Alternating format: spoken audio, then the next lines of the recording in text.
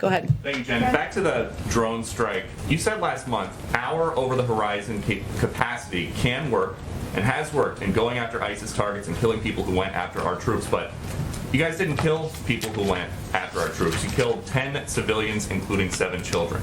So does the president still think these over-the-horizon strikes can work? Absolutely, and I will just reiterate, as our Secretary of Defense conveyed, as General McKenzie conveyed, that there was a serious mistake. The Secretary of Defense has authorized, as I noted before, a thorough review of the investigation just completed by U.S. Central Command, including the degree to which the investigation considered all available context and information, the degree to which accountability measures need to be taken, at which level, and the degree to which strike authorities' procedures and processes need to be altered in the future. That's an important process. I would note, which I noted earlier, that there's a difference between a self-defense strike, which is exactly what this was, and I would note there was one prior to this that was a successful self-defense strike, and those that is posing an imminent threat to U.S. forces, who were, as we all know, on the ground at that time, facing real threats in real time, and an over-the-horizon strike, where we typically expect to have more time to assess both the threat and the potential target. That is a different approach, and it requires a different approach, and is a different approach internally, and General McKenzie spoke to that last week as well. Some of the victims' relatives are saying that they want to be relocated here. Is that something that the administration is going to help them do? I'm not aware of that request or that ask. I'm happy to certainly speak to our national security team and see what that process would look like. A question about what's going on at the border. Is somebody asking the foreign nationals who are walking into Del Rio, Texas and setting up camps on this side of the border for proof of vaccination or a negative COVID test?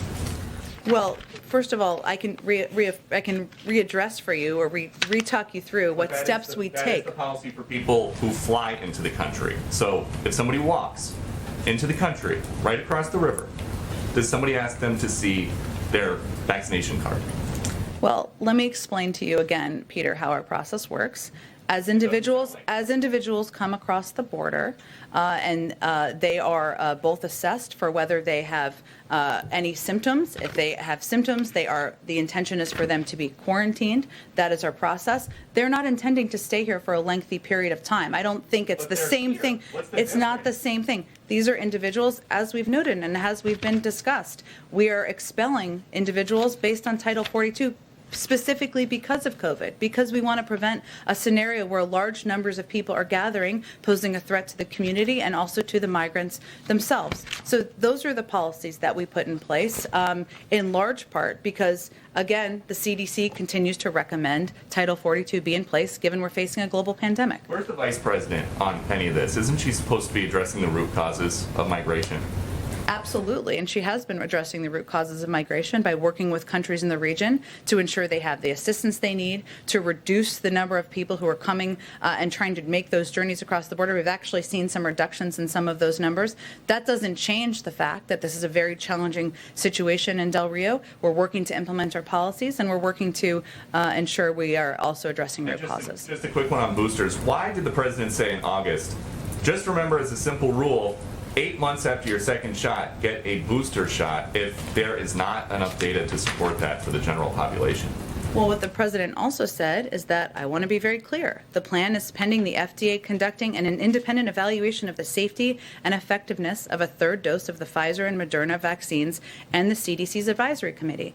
We are right now in the week of September 20th. The advisory committee is meeting on Thursday. We've seen some recommendations that we felt was a step forward in providing more protection to people across the country, and we'll wait for that process to play out. Our objective and our role is to ensure we have the capacity, the number of shots to provide them to the American people. 16 out of 18 FDA advisors say there is not the science. The president talks about following the science. Is this a case of him getting ahead of the science? Well, first of all, I think what you heard Dr. Collins and Dr. Fauci convey yesterday is that this is going to be an ongoing process. I would remind you that the percentage of individuals at this point who would be eligible to get a booster are largely people over 65, because those are people who would have had the second dose 6 months ago.